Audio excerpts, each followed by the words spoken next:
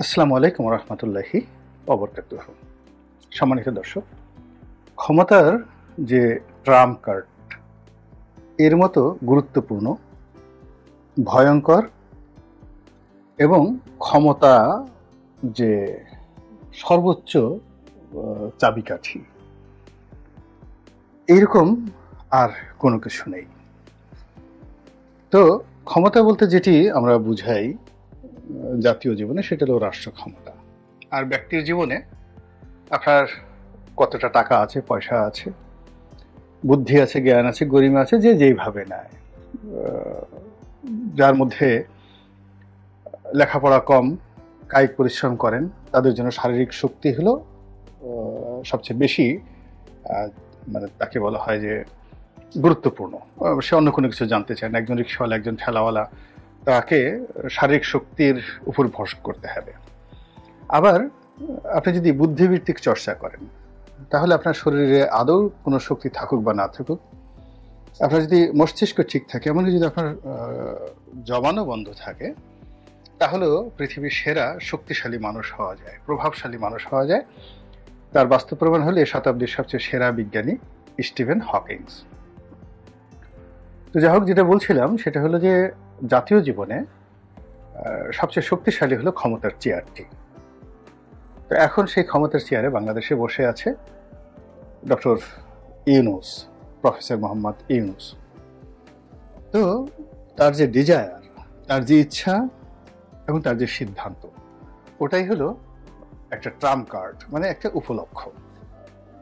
এখন তার এই ট্রাম্প কার্ডটি আগামী দিনগুলোতে দেশের যে প্রচলিত রাজনীতি রয়েছে, সেই রাজনীতির কোন দিকে যাবে তার উপর কিন্তু আমাদের অনেক কিছু নির্ভর করে। তিনি যদি আগামী 5 বছর ক্ষমতায় থাকতে চান বা আরো বেশি থাকতে চান, তাহলে এক ধরনের সমীকরণ। তিনি যদি রাজনৈতিক দলগুলোর হাতে ক্ষমতা হস্তান্তরের জন্য একটি নিরপেক্ষ নির্বাচন করার চিন্তা ভাবনা করেন, তাহলে একরকম। আর তিনি যদি কোন অরাজনৈতিক শক্তির হাতে তার সেই ক্ষমতা হস্তান্তর করতে চান, তাহলে এক ধরনের রসায়ন। এখন সেই 5ই আগস্টের পর থেকে আজ পর্যন্ত দেশের যে অবস্থা, সে অবস্থায় আমরা কোনো কিছু আন্দাজ করতে পারছি না যে দেশ আসলে কোন দিকে এগুচ্ছে, পরিণতি কি হবে। এবং আলটিমেটলি ডক্টর ইউনূস সাহেব, বিএনপি, জামাত, আওয়ামী লীগ, জাতীয় পার্টি, তারপর আরো অনেক কিছু, কোনো ব্যাপারই তার যে আলটিমেট গন্তব্য, এটি নিয়ে কেউ বলতে পারছেন না। আমি মোটামুটি নিশ্চিত এবং দৃঢ়তার সাথে বলতে পারি যে আগামীকাল কি হবে, এটা আল্লাহ রব্বুল আলামিন ছাড়া কেউ জানেন না।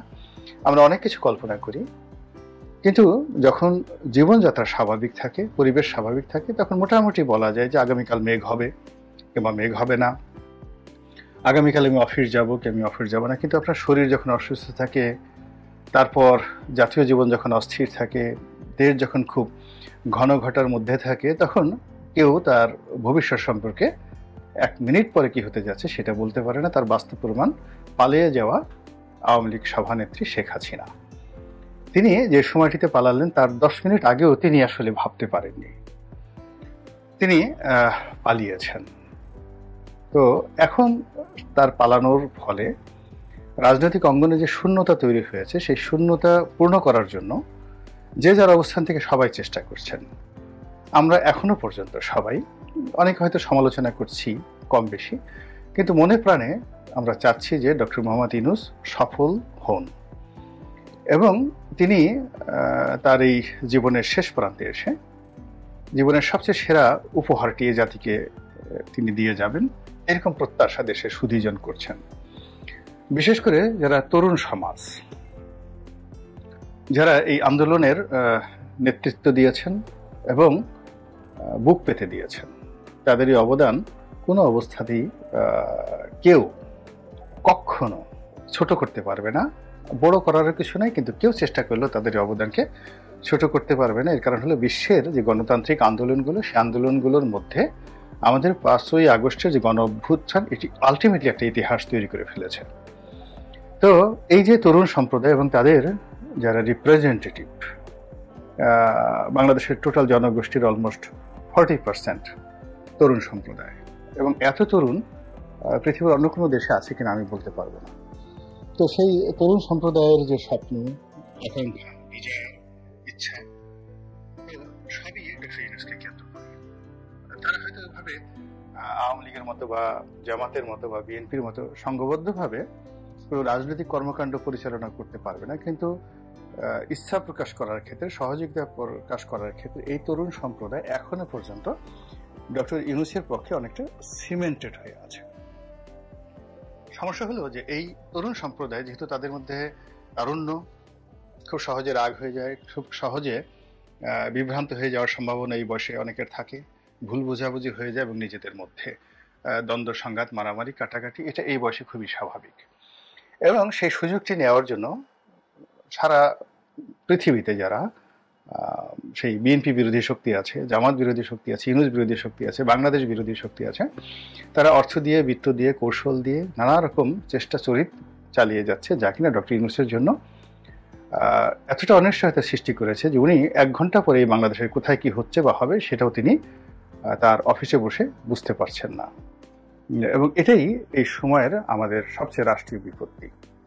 দ্বিতীয়ত, রাজনৈতিক দলগুলো এরকম একটা সামাজিক চাপের মধ্যে পড়েছে, মানসিক চাপের মধ্যে পড়েছে, প্রশাসনিক চাপের মধ্যে পড়েছে, যেটি ঠিক আগে কখনো তারা এভাবে পড়েনি। যেমন বিএনপি নেতাকর্মীরা শেখ হাসিনার পলায়নের পর তারা ধরে নিল যারা ক্ষমতা আসছে, বিকজ তাদের যে ব্রুট মেজরিটি আছে, এই মেজরিটি দিয়ে তারাই ক্ষমতায় আসবে। কিন্তু এখন দিনকে দিন এমন কিছু ঘটনা ঘটছে যে ঘটনার কারণে বিএনপির যারা শীর্ষ নেতৃবৃন্দ তারা বিব্রত বোধ করছে, এবং প্রতিদিনই পত্রপত্রিকাগুলো বিএনপির বিরুদ্ধে ন্যূনতম যদি সামান্যতম একটু সুযোগ পায় বিশাল বিশাল এক একটা নিউজ ছাপিয়ে দিচ্ছে, যা কিনা বিএনপিকে বিব্রত করছে। অন্যদিকে প্রথম কয়েকদিন জামাতের সম্পর্কে মানুষ ইতিবাচক চিন্তা করতেন, কিন্তু ইদানিংকালে দেখা যাচ্ছে যে অনেকগুলো পক্ষ জামাতের বিরুদ্ধে নানা রকম প্রোপাগান্ডা ছড়াচ্ছে।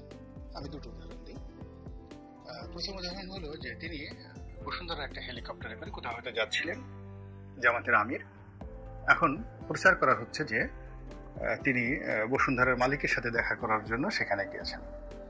আচ্ছা, এখন আপনারা একটা স্বাভাবিক যাদের একটু বুদ্ধিশুদ্ধি আছে তারা একবার একটু চিন্তা করেন যে বসুন্ধরার মালিকের সঙ্গে জামাতের আমির দেখা করার জন্য কেন হেলিকপ্টারে করে যেতে হবে। আমি জানি না, আমার সাথে আমির মহোদয়ের কোনো কথা হয়নি, কিন্তু আমি আন্দাজ করি যে এখন রিলিফ কর্মকাণ্ডে বা বিভিন্ন কর্মকাণ্ডে তাকে অনেক জায়গায় যেতে হচ্ছে, দৌড়াদৌড়ি করতে হচ্ছে, এবং তিনি হয়তো কোথাও হেলিকপ্টারে করে গিয়েছেন। এবং বসুন্ধরার যে এভিয়েশন সার্ভিস, বাংলাদেশের বেশ কয়েকটি হেলিকপ্টার সার্ভিস আছে, বসুন্ধরার আছে, চ্যানেল আয়ের আছে, স্কোয়ারের আছে। তো হয়তো সেই বসুন্ধরার হেলিকপ্টারে করে, ভাড়া করা হেলিকপ্টারে করে তিনি হয়তো কোথাও গিয়েছেন। আর যেহেতু তিনি একটি দলের প্রধান, কাজেই যখন তিনি এই হেলিকপ্টারগুলো যেখানে ল্যান্ড করা থাকে সিভিল এভিয়েশনের, এটা অনেক সময় ঢাকা এয়ারপোর্টে থাকে অথবা তেজগাঁতেও থাকে, এটা বসুন্ধরার কোনো অফিসে নয়। তো সেখানে যাওয়ার পরে সঙ্গত কারণে পাইলট বা কর্তা ব্যক্তিরা, জামাতের আমির তাকে ফুল দিয়ে তারা তাকে গ্রহণ করেছে। এর মধ্যে বসুন্ধরা মালিকের সাথে তার সম্পর্ক কি, দেখা সাক্ষাৎ, এটা আমি খুঁজে পাই না, কিন্তু মানুষ কিন্তু বলার চেষ্টা করছে। এরপরে ইসলামী ব্যাংক, ফার্স্ট সিকিউরিটি ব্যাংক জামাত দখল করেছে, এটা আমি আলাদা একটা ভিডিও করব। কিন্তু এইগুলো নিয়ে জামাতকে কালার্ট করার চেষ্টা করা হচ্ছে, এবং যে যার মতো করে জামাতকে ঘিরে সেই যে পুরনো বিবাদ, বিসংবাদ এবং বদনাম, এটি ছড়ানো হচ্ছে। আর অন্যদিকে জামাতে যারা তরুণ তুর্কি রয়েছে, তারা এই বিষয়গুলি ইন্টেলেকচুয়ালি মোকাবিলা না করে যে যার মতো মুখ খারাপ করে গালাগালি করছে। এবং জামাতের শুধু নয়, জামাত, বিএনপি, আওয়ামী লীগ কেন যেন এই তরুণ সম্প্রদায় যারা সমর্থন করে এই দলগুলোর, তারা সেই অস্ট্রিয়া প্রবাসী যে সেফায়েতুল্লাহ সেফুদা, সবাই সেই সেফায়েতুল্লাহ সেফুদা যিনি আছেন, তার যে গালাগাল, সেই গালাগাল দ্বারা উদ্বুদ্ধ হয়ে গেছেন ইতিমধ্যে। ফলে তারা প্রতিপক্ষকে ভালো কথা বলে, যুক্তি দিয়ে, আসল ঘটনা প্রকাশ করে ধৈর্য সহকারে পরিস্থিতি মোকাবেলার পরিবর্তে সেফাতুল্লাহ সেফু সাহেব যে ভাষায় গালি দিচ্ছেন, তার চেয়ে আরো কয়েক মাত্রায় অশ্লীল শব্দ প্রয়োগ করে এই ইন্টারনেটের মাধ্যমে গালাগাল করে মনের ঝাল মিটাচ্ছেন।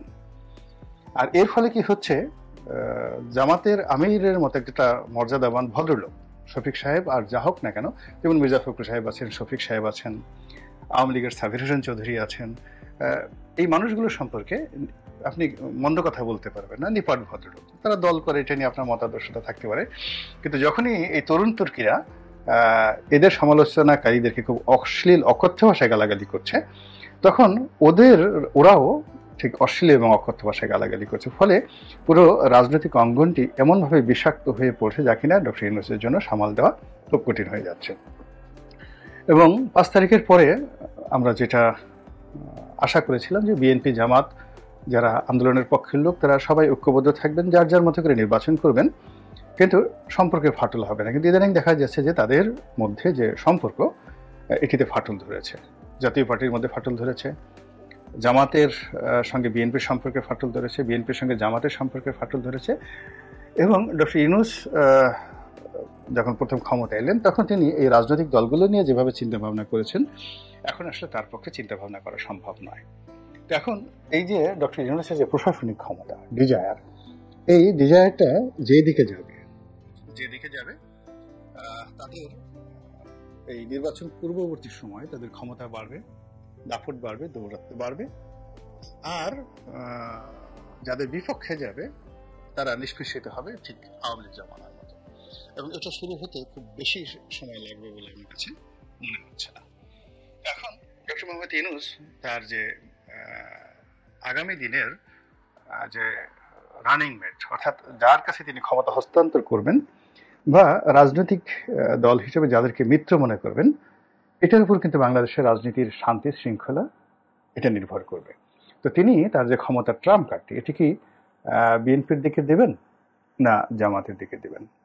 আজকে পর্যন্ত যে জিনিসটি দেখা যাচ্ছে সেটা হলো তৃণমূলে, মানে বাংলাদেশের ঢাকা শহরের বাইরে বেশিরভাগ গ্রামগঞ্জ শহর বন্দরে বিএনপির নেতাকর্মীরা আলটিমেটলি তারা কিন্তু তাদের যে রাজনৈতিক ক্ষমতা এটা তারা প্রতিষ্ঠিত করে ফেলেছে।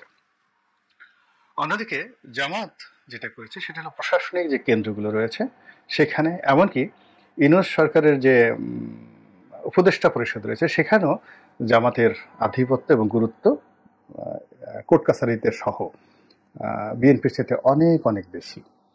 তো ফলে এখানে দুই ধরনের সমীকরণ তৈরি হয়ে যাচ্ছে, একটা হলো মাসেল পাওয়ার আর একটা হলো প্রশাসনিক পাওয়ার।